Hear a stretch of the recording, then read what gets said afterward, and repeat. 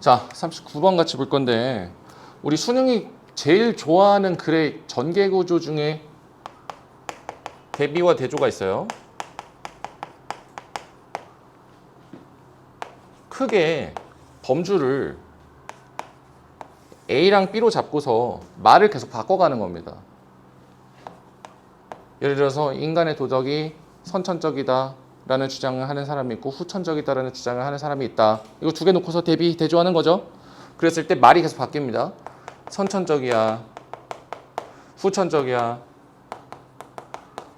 유전적이야, 환경에 의해서 변화돼, 본능적이야, 학습이 될 수 있어. 이렇게. 말은, 단어는 선택이 바뀔 수 있지만 어쨌거나 크게 구도는 지금 두 가지로 나눠지는 거. 이게 이제 대비와 대조예요. 그리고 수능은 이걸 굉장히 좋아합니다. 이해되시죠? 그래서 반드시 여러분들이 보다가 하나의 큰 개념을 계속 얘기하는데 갑자기 다른 개념 하나가 대비되는 거나 대조되는 게 튀어나왔다? 그러면은 그때 여러분들이 이거는 이제 대비 대조를 사용하고 표시를 다르게 해주면 되겠죠. A랑 B라든지 뭐 네모와 세모라든지. 이해되시죠? 자, 그랬을 때 연결어가 나왔네. 대조적으로잖아. 이걸 보는 순간 여러분들은 이거 왠지 대비 대조 쓰겠구나 생각을 하셔야 됩니다. 자, 대조적으로 사람은 사람인데 우리 disposition은 이게 기질이란 뜻이에요. 기질.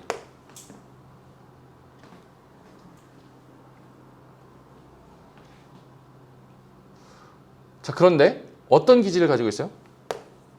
정보를 처리하는 거죠. 근데 어떻게? verbally. 언어적으로 처리를 한대요. 언어적으로 정보를 처리하는 그런 기질을 가지고 있는 그런 사람. 그리고 그 사람을 verbalizer라고 얘기를 하는 거죠. 여기까지가 이제 주어지. 이런 사람들이 base A on B. 무엇을 어디에 기반시키다잖아요.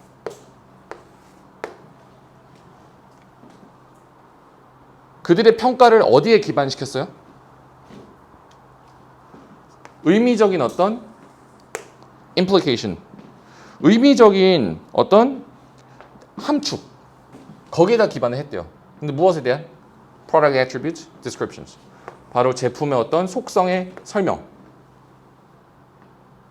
요것에 대한 어떤 의미적 함축에다가 그들의 평가를 기반시켰대요. 평가의 근거를 여기다 두었다는 거지. 근데 그러고 나서 우리 컴마 위치 나왔네? 그리고 그것은 그렇다면 이 앞에 있는 걸 얘기하겠죠? 그리고 그 설명들은 were the same. 같았대. 무엇에 상관없이. 이거 알아야겠지? 무엇과 무관하게? 바로 이 제품의 sense of familiarity. 어떤 외양상의 유사성과는 상관없이. 외양적으로 같은지 틀린지랑은 상관없이 어쨌거나 설명은 다 같았다 이 얘기하는 거잖아. 맞죠? 자, 근데 이거 어쨌거나 대조적으로 이런 사람들은 요거 했다. 지금 이렇게 얘기가 나왔죠. 그럼 앞에서는 어떤 사람들은 요거 했고 그와 반대로 이런 사람들은 저거 했다. 앞에 요거와 대조되는 얘기가 나와 있어야겠지. 그래야 얘가 들어갈 수 있겠죠. 연결어는 정말 큰 힌트예요. 이해되시죠? 자, 보시면은 in one experiment, 한 실험에서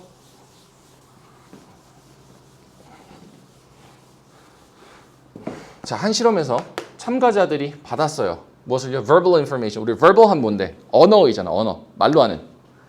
이 언어적 정보를 받았대요. 근데 무엇에 관한? 한 제품에 관한.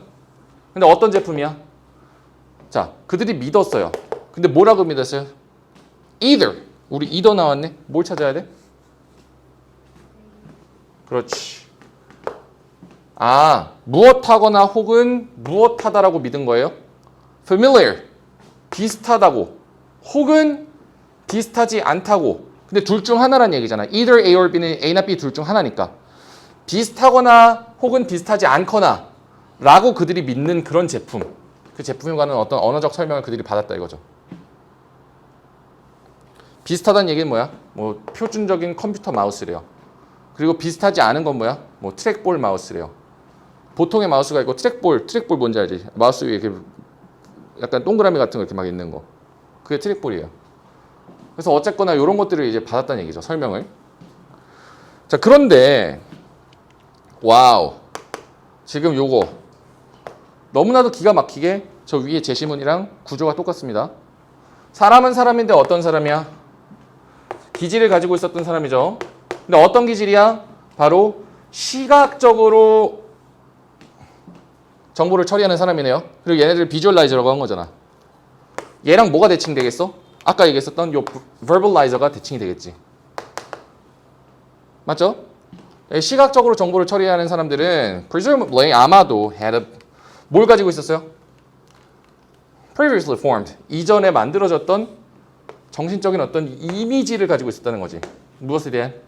친숙한 product. 제품에 대한. 그리고 그 제품은 뭐야? They could use. 사용을 할 수 있어요. 언제? Organizing the verbal attributes descriptions. 그들이 뭐 할 때? 정리할 때. Organize는 정리하다는 뜻이 있죠. 무엇을 정리하니? 언어적인 어떤 특성이잖아. 근데 무엇의? 설명을. 언어적 특성에 관한 어떤 설명을 정리할 때 그들이 사용할 수 있는 그 제품에 관한 이미지를 가지고 있다 이거죠. 이전에 형성이 되었었던. 맞죠? verbalize는 뭘 가지고 있어? 이미지를 가지고 있다 이거지. 그러고 나서 자, verbalizer 얘기가 다 끝나야 아니지. 이 visualizer 얘기가 다 끝나야 그 다음 verbalizer 얘기가 나올 수 있겠죠. 자, 그랬을 때 그 마우스가 친숙하지 않고 그리고 그것에 관한 그림이 이용 가능하지가 않았을 때 그것은 우리 that is the case 그러하다 사실이다 이걸 했잖아.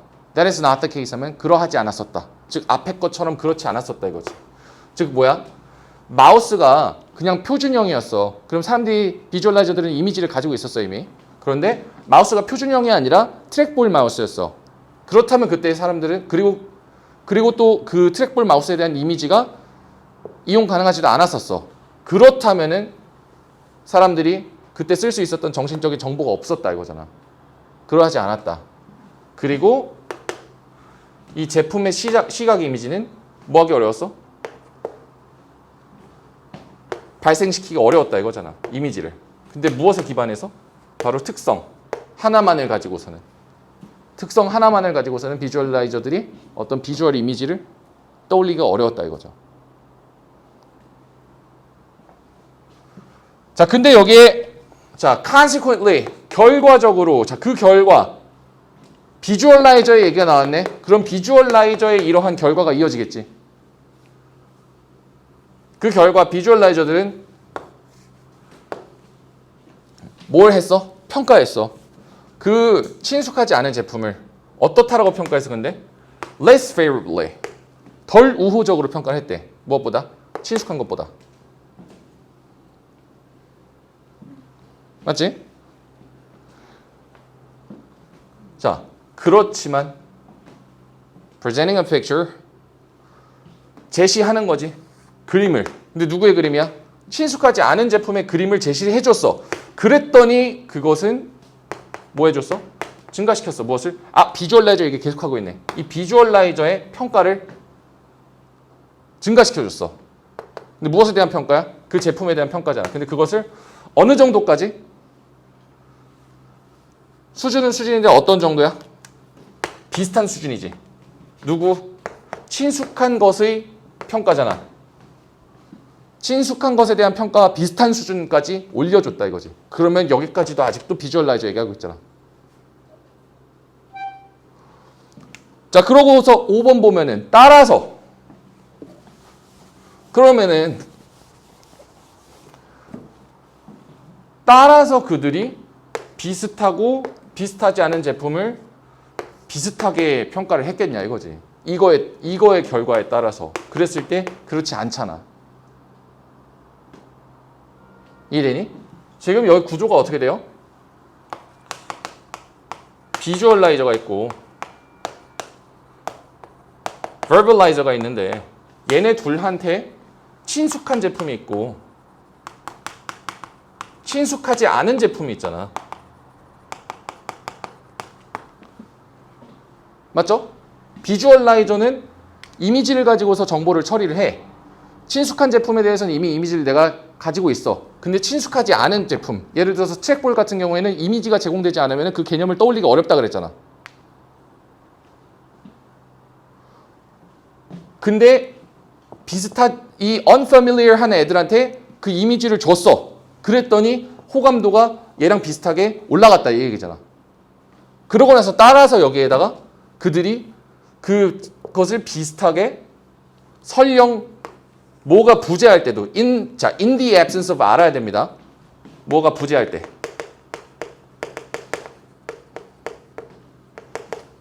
뭐가 없을 때에도 그림이 없을 때에도 비슷했다? 갑자기 이렇게 나올 수 없잖아. 방금은 여기다 그림을 줬더니 호감도가 올라갔다 이래놓고선 따라서 그림이 없을 때에도 비슷했다. familiar랑 unfamiliar가. 이렇게 얘기할 수 없잖아. 맞죠? 그러니까 일단 논리적 공백도 있어. 근데 그거보다 더 강력한 힌트는 위에서 얘기했었던 inconscious라는 거야. 대조적으로. 이제 verbalizer 얘기로 온 거지. verbalizer 애들은 뭐 하는 애들인데? 정보를 처리할 때 뭘 가지고서 해? 이미지 가지고 하는 게 아니라 언어적인 설명 가지고 한다잖아. 그래서 대조적으로 이 disposition, 기질을 가지고 있어. verbal로 언어적으로 정보를 처리하는 기질을 가진 애들. 그네들이 바로 verbalizer인데 얘네들은 어떤 평가를 어디에 근거를 두고서 한다 이거야. 그들의 평가의 근거를 의미적인 어떤 함축적 내용. 근데 무엇에 대한? 제품 특성의 어떤 설명에 대한 그거에 가지고서 기반을 하는데 그리고 그 제품 특성은 사실 어땠어? 이 외양과는 상관없이 비슷했다 이거야. 생긴 거 일반 표준 마우스냐 트랙볼 마우스냐 그거와 상관없이 이 마우스라는 게 하는 제품의 특징은 비슷하잖아. 외양과 상관없이 설명이 같았어. 그랬더니 그 결과로 어떻게 되는 거야? 그래서 친숙하든 아니든 그것과 상관없이 평가가 비슷하게 나왔다. 이렇게 나와야 되는 거지. 사진이 없을 때에도. 이해되니? 그래서 이렇게 여러분들이 아예 지문 자체가 지금 대비가 두 가지가 나온 거야. 비주얼라이저랑 verbalizer도 나왔는데 동시에 familiar 하냐 unfamiliar 하냐 이렇게도 나눠진다는 거지. 대비가 두 개가 연속해서 나오면 이거 굉장히 잡기가 어려워. 머릿속에서 구도화를 시킬 수 있어야 돼요. 얘네 둘한테 각각 이 두 개를 가지고서 지금 테스트를 하는구나. 알겠죠?